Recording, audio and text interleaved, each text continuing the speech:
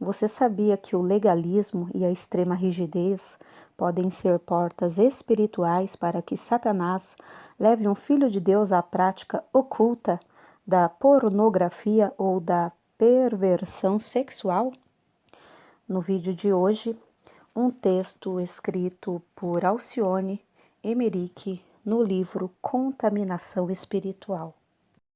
Seja bem-vindo ao Diário Pentecostal Historiando, análise histórica e crítica sobre o movimento pentecostal brasileiro. Se inscreva no canal e siga nossas redes sociais.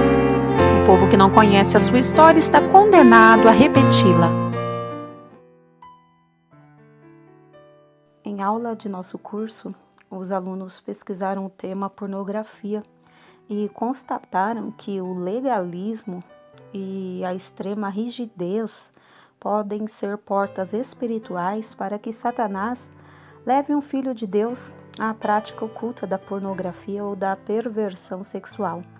Veja que passagem interessante quando Paulo escreveu aos Colossenses: Se morrestes com Cristo para os rudimentos do mundo, porque, como se vivesseis no mundo, vos sujeitais a ordenanças, não manuseeis isso, não proves aquilo, não toqueis aquilo outro, segundo os preceitos e doutrinas dos homens? Pois que todas estas coisas com o uso se destroem. Tais coisas, com efeito, têm aparência de sabedoria, como culto a si mesmo e falsa humildade e rigor ascético, todavia não tem valor algum contra a sensualidade. Filipenses 2, do 20 ao 23. A palavra sensualidade no grego, plesmone, tem o sentido de satisfazer os desejos da carne, ou seja, pode se referir a qualquer prática sexual que satisfaça a natureza carnal decaída, contrária aos propósitos de Deus. Isso pode incluir o adultério, a prostituição, a fornicação, a fantasia sexual, adultério mental e também a pornografia. O fato é que Paulo faz uma relação do legalismo, ao qual alguns podem ser conduzidos pelo espírito da religiosidade, não proves isto, não toques aquilo, etc., e mostra como esse legalismo pode desembocar em alguma perversão de ordem sexual. Há uma relação estreita entre o rigor ascético e a sensualidade, termos usados por Paulo. Quando um cristão sincero está debaixo de rigor ascético, ou seja, quando é legalista consigo mesmo, tenderá ao pecado da sensualidade, pois esta age como uma válvula de escape que aliviará as pressões a que ele mesmo está submetido. O fato é que muitos cristãos e mesmo pastores mantêm uma vida secreta, presos aos mais diferentes vícios sexuais, em especial a pornografia. Assim, os altos e inflexíveis padrões morais podem ter como válvula de escape uma vida oculta de promiscuidade. Ninguém consegue viver o tempo todo nesse alto grau de cobrança e, em algum momento, quando estiver fora do olhar dos outros, buscará um lugar de alívio. Esse lugar é, evidentemente, o lugar da perversão. Tudo aquilo sobre o qual faz duras críticas ou tem uma postura radical acaba por atraí-lo e ele passa a ter uma vida dupla, legalista por um lado, pervertido por outro. Dentre as consequências da promiscuidade sexual, podemos destacar algumas como culpa exacerbada, como eu pude fazer isso novamente? Prejuízo na capacidade de usufruir e participar da intimidade sexual, impotência sexual, colapso nas relações sociais, tende ao isolamento, aprofundamento na promiscuidade sexual, não há limites, perda de ministério, quando descoberto, idolatria sexual, a satisfação sexual passa a estar acima de Deus, vida de mentira e engano para esconder o vício, cauterização da consciência, acostuma-se no erro e não acha mais errado, mas tão errado assim. Destruição financeira, gastos intermináveis para satisfazer o vício, perda da confiança do cônjuge quando ele descobre, perda da autoestima, eu sou uma mísera criatura, e do respeito das pessoas.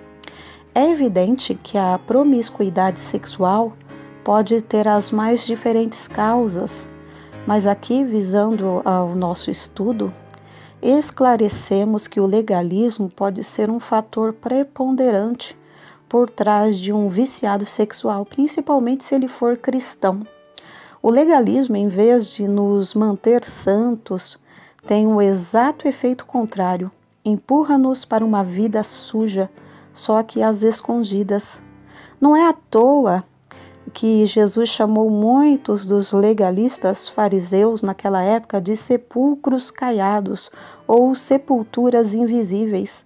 Ele disse ainda que limpavam o exterior do copo e do prato, mas por dentro estão cheios de rapina e intemperança. Mateus 23 e 25.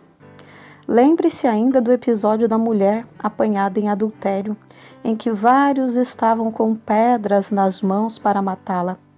Jesus então disse: aquele que dentre vós estiver sem pecado, seja o primeiro que lhe atire pedra. João 8,7.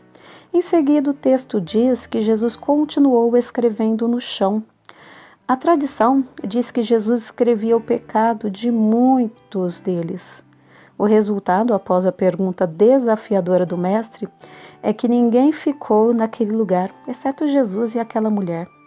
O texto diz que eles foram acusados pela própria consciência. Imagino que muitos desses homens, que eram tremendamente legalistas e implacáveis, tinham uma vida muito suja às escondidas. Muitos viviam em prostituição e adultério. É por isso que Jesus os chamou tantas vezes de hipócritas e sepulcros caiados. Se eles quisessem ser tratados, deveriam cuidar muito mais do interior, que estava sujo, do que do exterior. Ainda em relação aos fatores que podem conduzir um cristão à pornografia, há uma interessante contribuição de Larry Crabb. Muitos hábitos que não conseguimos superar nada mais são que tentativas de aliviar a tensão gerada pela insatisfação de nosso profundo anseio de gozar bons relacionamentos. É muito perigoso viver com relacionamentos superficiais. Crabb diz ainda que quem não usufrui de intimidades legítimas acabará indo para o campo das intimidades ilegítimas, fato que ocasionará o envolvimento nas mais diferentes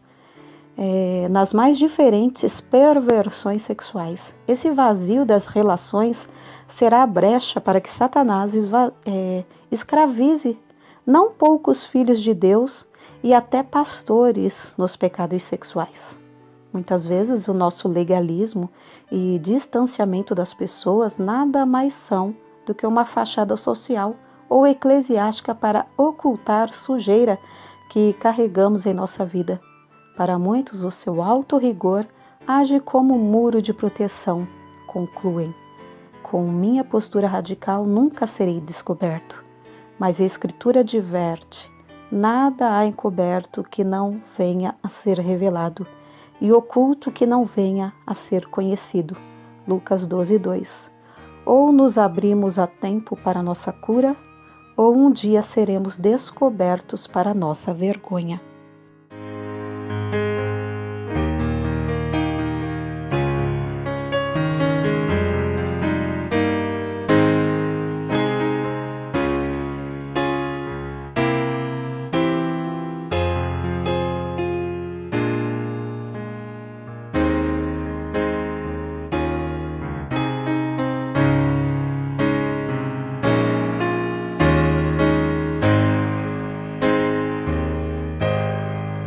Porque nada podemos contra a verdade, senão pela verdade. Segunda carta aos Coríntios 13:8.